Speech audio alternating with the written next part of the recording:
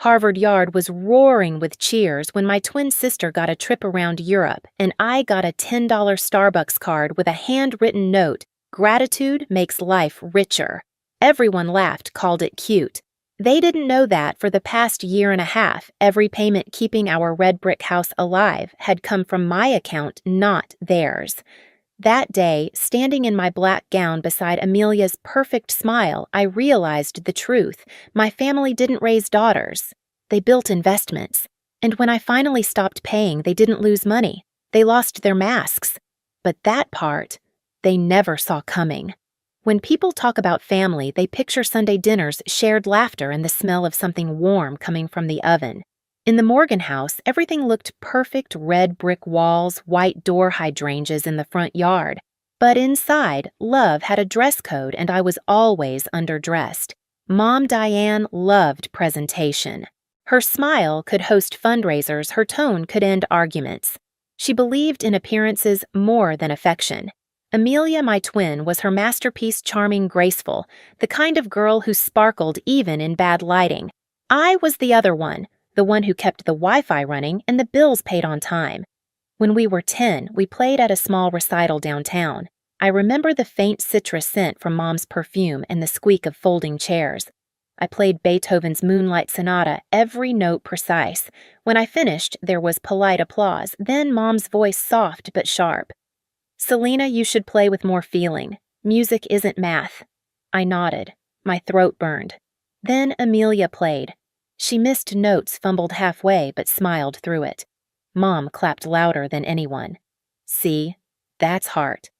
That day, I learned something crucial in our family: mistakes wrapped in charm were art. Effort wrapped in silence was invisible. Years passed. I became the family technician, accountant, and fixer. When Dad's email got hacked, I reset it. When Mom couldn't log into her Apple ID, I handled it. When Amelia's resume formatting broke, I fixed it too. And when the mortgage notice came, interest rates rising, panic creeping into Dad's voice, I opened my laptop and quietly took care of it. Each month, a payment left my account with the note: Morgan household, Selena contribution. I didn't tell them. Maybe I wanted to believe love could grow quietly like a seed planted in the dark. But in that house, only what glittered ever got sunlight. At night, I coded for Meetview Labs, the glow of my screen spilling across dorm walls. While Amelia posted photos from rooftop parties, I built interfaces for medical AI, something real, something that worked. The first time I saw the numbers in my bank account jump past 5 digits, I didn't celebrate. I just stared at the screen thinking, maybe now they'll see me. They never did. So when Mom handed Amelia that Europe trip and handed me that gift card, it wasn't new. It was just the prettiest version of what had always been true. But something in me shifted that day, not loudly, not dramatically. It was quiet, like a door clicking shut. Graduation dinner was supposed to feel like an ending and a beginning. Instead, it felt like a verdict. The dining room glowed under the chandelier. The cake said, "Congratulations, Amelia and Selena," but her name was written twice the size. Mom's voice carried over the clinking of silverware. "Amelia will need to pack soon. Paris first, then Venice. She's always had such vision." Dad raised his glass. "Both my daughters are brilliant, but Amelia, she just has that spark of leadership." The table laughed. I smiled, cutting a slice of cake I didn't taste. When Mom turned to me, her tone softened into that patronizing sweetness she called wisdom. "Selena, dear, you should learn to be happy with less. Gratitude makes life richer." I nodded, though inside something cracked so quietly it almost sounded like relief. Later that night, while Amelia posted pictures of her cake, I sat in my childhood room, lit by the blue glow of my laptop. I opened the banking app out of habit. The list of payments appeared, each one marked Morgan household, Selena contribution, 18 months, $3,200 every month. The thought hit like cold water. They'd never even wondered. They believed in miracles, interest rates dropping, the bank being kind, anything but the truth that I'd been holding that roof up. The next morning, I stopped the automatic transfer. It felt small, final. 2 weeks later, Dad called. "The bank says the payment didn't go through." "Did something happen?" "Yes," I said quietly. "I stopped paying." Silence. Then his voice sharpened. Selena, you can't just walk away. We're family. You have an obligation to help. I did help, I said. For a year and a half. Mom's voice joined in, trembling with disbelief. Don't be dramatic. You're lucky to have what you do. Don't let success make you arrogant. I almost laughed. I'm not arrogant, Mom. I'm tired. They didn't understand. Maybe they never would. That night, I packed. No yelling, no tears, just the steady sound of zippers and folded fabric. The moonlight fell across the diploma still on my desk. Harvard embossed in gold letters, proof of everything I'd built alone. When I left, the red brick house stood behind me like a museum of memories I never chose to keep. I drove across the Longfellow Bridge, the city lights spilling over the Charles River, and for the first time, I didn't feel guilty. I wasn't escaping my family. I was escaping the version of myself they needed me to be quiet, useful, invisible. And I had no idea that by the time they realized what I'd stopped giving, it would already be too late. The first sign came on a Tuesday morning, a bank alert blinking across my phone. Request to add new backup payment method. For a second, I thought it was a glitch. Then I saw the name Michael Morgan, my father. He hadn't called to ask. He'd simply tried to reconnect my account to their mortgage as if my money still belonged to the family by default. I sat very still, coffee cooling beside my laptop. Then I called the bank. The representative's voice was soft, almost apologetic. We just need to confirm, did you authorize this request? No, I said. Freeze the account. Log the activity. I want a record of every change. Calm came back to me, like muscle memory. I wrote down the case number, date, and time. Then I opened my laptop and created a new folder evidence. Inside it, I started gathering everything: payment confirmations, bank emails, call logs. I wasn't emotional. I was precise. Every file was a weapon polished in silence. 2 days later, I drove to Newton. The house looked the same, roses-trimmed porch light glowing, but the air inside was different, heavier. Mom sat on the couch, eyes red. Dad stood by the window, jaw tight. Amelia leaned against the wall, arms crossed like a spectator. Dad spoke first. We need to talk. You know what happens if the bank forecloses. I met his eyes. Then maybe you'll finally understand what it costs to live on someone else's dime. His tone hardened. Don't talk to me like that. This is family. And I'm part of it, I said quietly, but not your bank. Mom's voice broke through, desperate. Selena, please. You don't have to make this harder than it already is. I took a slow breath. You made it hard when you used my trust like an ATM code. For a moment, no one spoke. The old clock ticked on the wall. Amelia finally muttered, You're overreacting. You could have just talked to them. I turned toward her, calm but sharp. You mean like when you got a Europe trip and I got a $10 lecture on gratitude? Her smile faltered. I looked around the living room, the family photos, the router I'd installed, the framed Together We're Stronger. Quote Mom loved. Every object felt like a quiet reminder of the lie we all lived in. I'm done funding that illusion, I said softly. If you want control, take it. Just don't use my name to do it. Then I walked out, closing the door behind me. No yelling followed this time. Just silence, the kind that burns more than words. When I got home, I opened my laptop again. The evidence folder was waiting. Each file was neat, time-stamped, ready.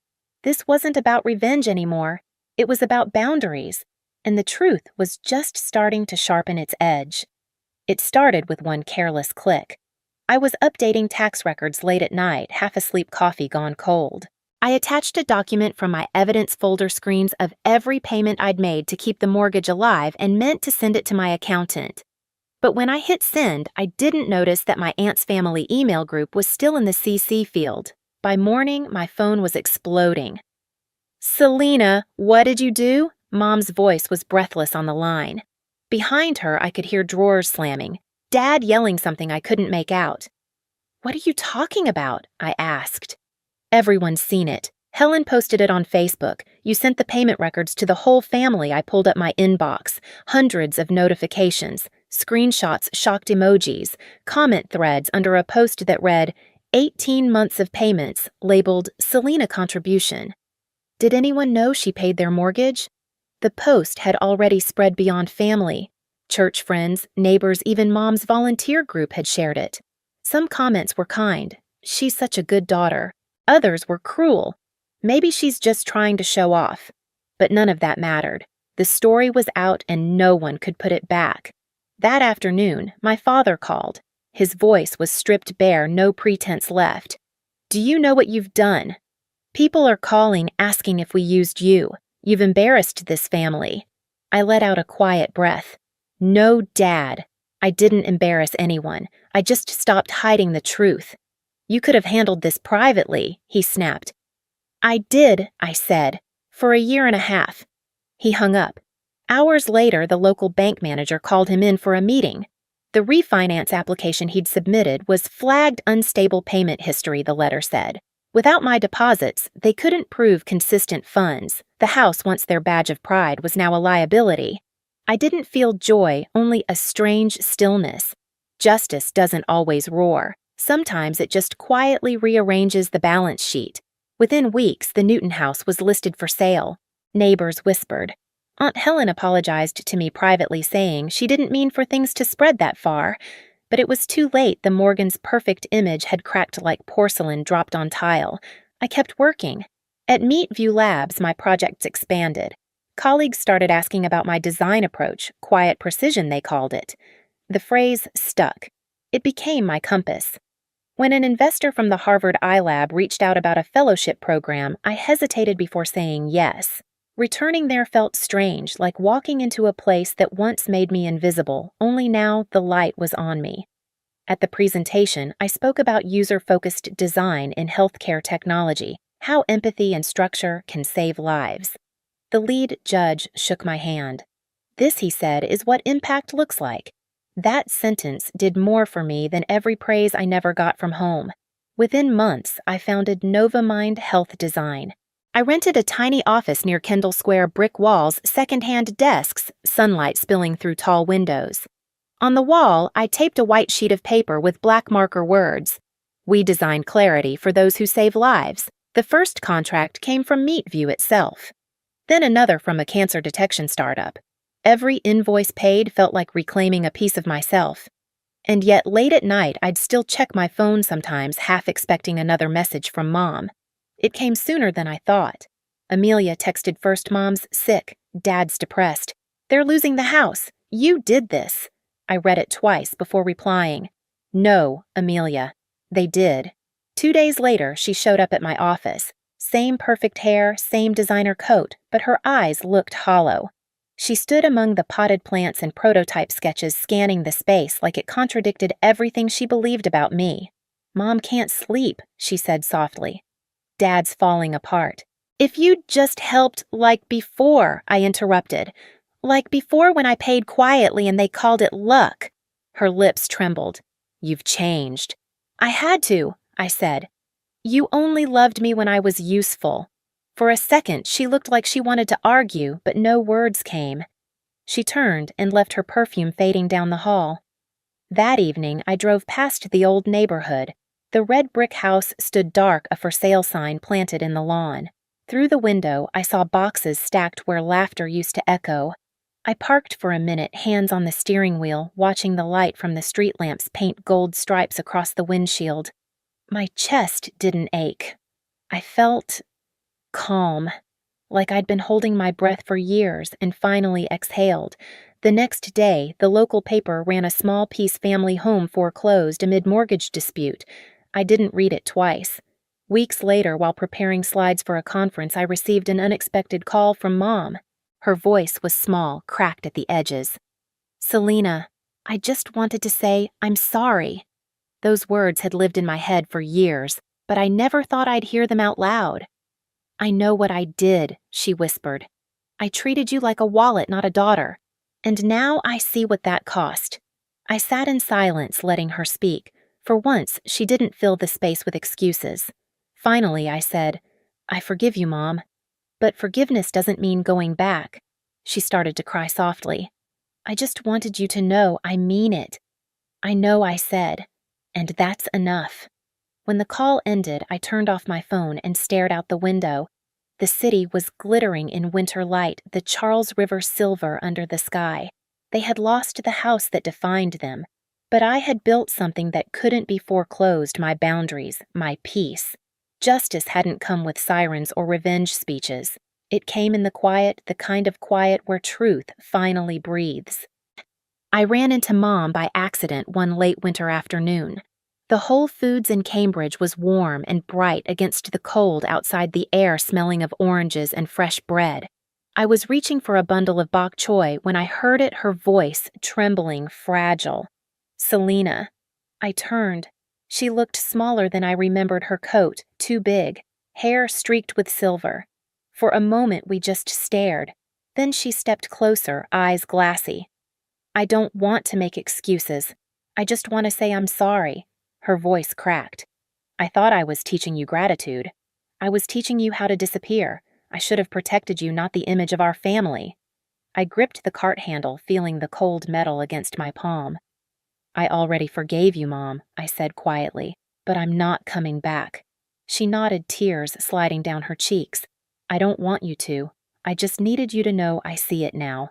The store music shifted to Moon River. The same melody from our childhood recital, only softer, slower. For a moment, time folded. I wasn't angry anymore, just tired and free. When she reached out, I didn't pull away. I gave her hand a small squeeze. I hope you find peace, I whispered. She turned, walking toward the checkout. The gray coat hung heavy on her shoulders. I watched until she disappeared down the aisle. Outside, the air was sharp and clean. The city lights shimmered on wet pavement, and I realized forgiveness wasn't a doorback, it was a bridge forward. That night, I stood by my apartment window, a cup of tea warming my hands. Boston glittered beyond the glass, steady, alive, unbothered. On the wall above my desk hung two things, the framed $10 gift card from graduation and the certificate bearing Novamind Health Design. The card used to sting. Now it reminded me how far I'd come. I smiled, whispering to myself, gratitude doesn't mean bowing your head, it means knowing when to lift it. If you've ever walked away from people who loved what you gave but not who you were, know this, you're not alone. Share your story in the comments and hit subscribe. Because silence deserves a voice, and tonight mine finally has one.